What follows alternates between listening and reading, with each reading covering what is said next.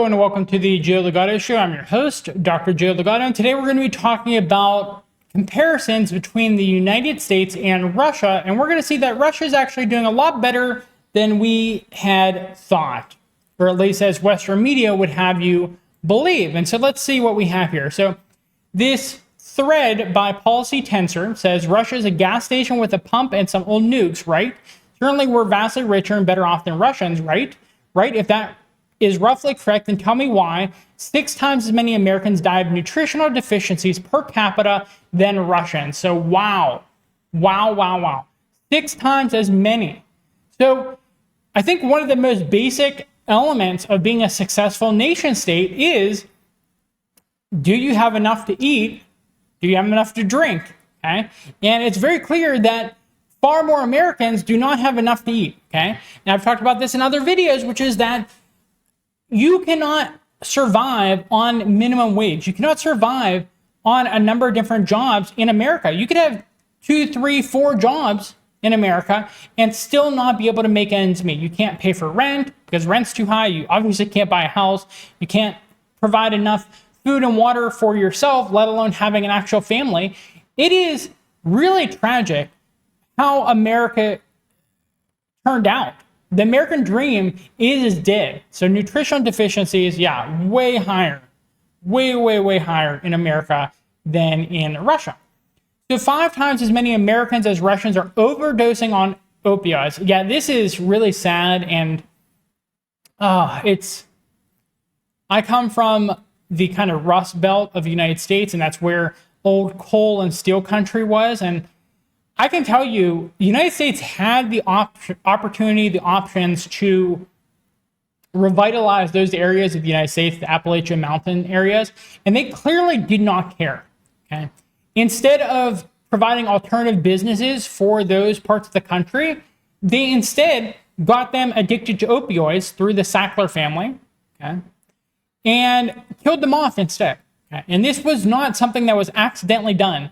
The United States government, the United States intelligence community, has historically been known to push drugs in certain communities, such as poor blacks and poor white people, in order to just off them whenever they're not of use anymore. Okay? And we saw this in Middle America. We saw this in Appalachia, the Rust Belt type of area, that about 100,000 deaths of despair are occurring per year in America, and it's primarily in these areas. I was looking at some jobs in some of these areas, and it was just so sad because, like, I would look at the crime statistics, and it was just drug overdose death over and over and over again. And it's like, I eventually came to the conclusion, especially because of how little punishment the Sackler family got for doing this intentionally, that they were actively trying to kill these people off. They were genuinely trying to kill people off from the area where I was born in. And that's just how America is. It's far higher opioid deaths than places like Russia, which we typically think of as kind of the drug and alcohol overdose death capital of the world. It's not compared to America, at least in the opioid category. So let's see. Russians, of course, drink a lot more, but why have deaths due to alcohol poisoning been falling for the past 2 decades in Russia and rising in the United States? So we see here that Russia has been trying to do things to stop alcohol use disorders. And United States, again, that orange line here, United States is not doing anywhere near enough to stop alcohol use disorders. Just really tragic, the death rates here. And this is not, this does not look like it's per capita death rates. It doesn't say if it's per capita or not. But we can clearly see that the United States is just not doing as well. It quit functioning in terms of stopping drug overdose deaths, aside from a little bit of a decline in 2016. Goes on to say, why has the rate of birth defects been falling faster in Russia than the United States? Is now even lower than ours. Okay, so another great statistic here is, do you actually care about your people? Do you care about future generations? And it is so obvious that the United States does not care. It is outright hostile towards the native-born population, whether you're looking at things like the southern border of the United States or you're looking at things like birth defects occurring in the United States. Russia is able to do a better job at stopping birth defects than the United States, okay? And given the amount of money the United States has, that has to be intentional. I just cannot imagine it could be incompetence alone at that point. It has to be intentional. Why is the rate of multiple sclerosis falling in Russia since exactly 1994, the bottom of the Soviet collapse, but rising in the United States, so much so that it's now more than twice as high here? Okay, so you might be asking, well, if these things are intentional, if the United States is causing this suffering, why would they do that to their own people? It's because of the profit motive. Okay, the United States is a capitalistic economy where there's a few Zionist oligarchs in charge, and they benefit off of the suffering of others, whether that's abroad or domestically. Okay, they make money. Think of the Sackler family. They make money giving you the opioid drugs. They make money on the healthcare system, various aspects of it, and they make money trying to get you off of the drugs. So across the board, these oligarchs make a ton of money from your suffering and from your continued suffering. It's not beneficial for their bottom line for you to quit suffering, okay? It's just worth mentioning. Your suffering brings them money. So it goes on to say, we're so effing rich and powerful and Russia's so weak and pathetic, but why, oh why, are we literally dying faster and faster and the Russians slower and slower for 20 years now? So again, mortality rate should be a great indicator about whether a nation's doing well or not, okay? And life expectancy is higher in places like China than it is in the United States at this point. And we see here that the Russian Federation, their life expectancy is going up. So all-cause mortality here, you want this to be lower because this is all-cause deaths. And so United States is pretty obviously on an upward trajectory if you look from 2006 to 2018 there.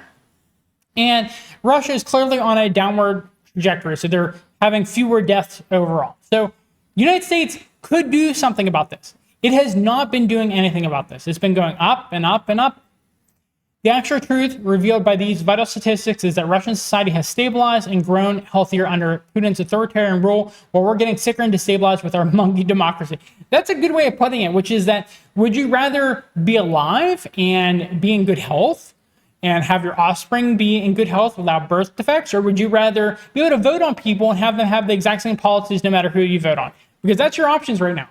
Vladimir Putin, who really, let's be honest, he's president for life in Russia, but he's president for life in Russia because he's doing a good job, okay? In the United States, despite your supposed options for leaders of the country, you're not better off having these options. So which would you choose?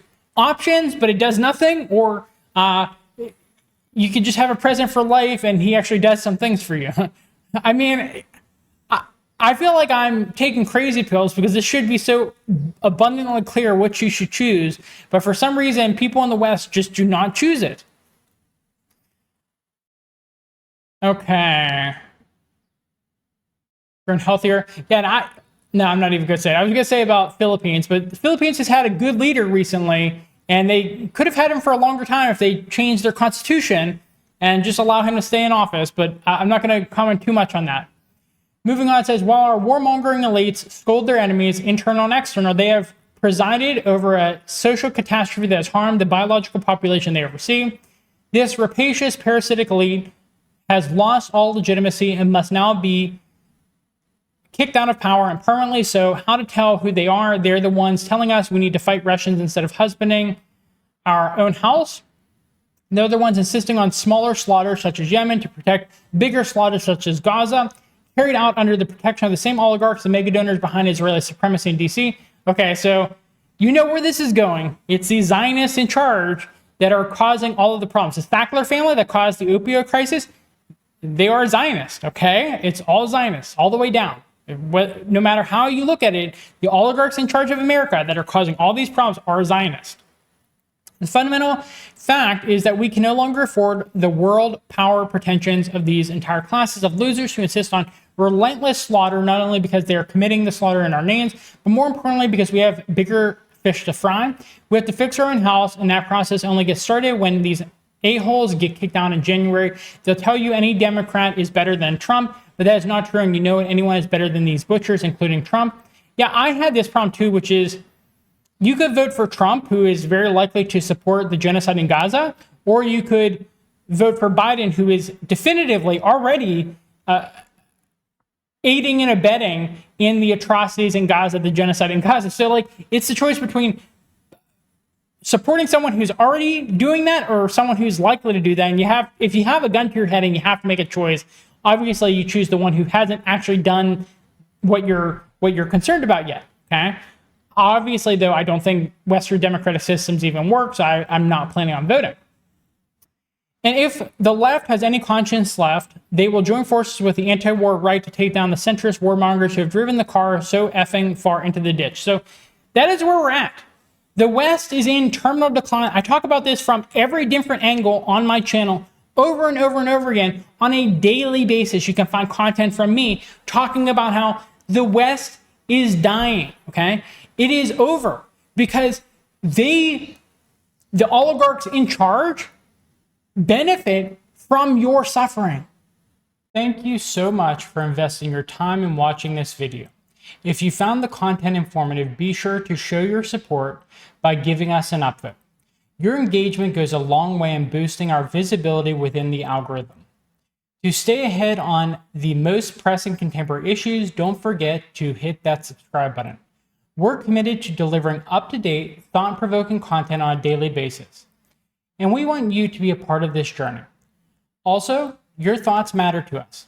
So please share any comments, questions, concerns, and/or critiques in the comment section below. I personally read each one and I respond when necessary. Given the nature of our content, where we expose the actions of the oligarchs who exploit the masses, intentional suppression in the algorithm is an unfortunate reality. If you believe in our mission, you can help by spreading the word. Tell your friends about our content. Let's amplify the voices of those that challenge the status quo. Speaking of amplifying voices, I need your help. As many of you know, I gave up a lucrative career in the fastest growing field and the highest paying subfield of psychology in the United States to move to the Philippines to provide content that I think is important for my viewers to hear. I left so I could avoid repercussions for speaking about topics that are taboo in the United States. This decision came with significant financial sacrifices, but your support can help sustain the work we do. Check out the links in the description for how to support our channel. Every contribution, big or small, is genuinely appreciated. Finally, as a channel, we stand with the people of Palestine. We believe in their freedom, and by supporting us, you can contribute to this shared vision. Thank you for being a part of our community. Your viewership is invaluable, and I genuinely hope you have a fantastic rest of your day. Bye.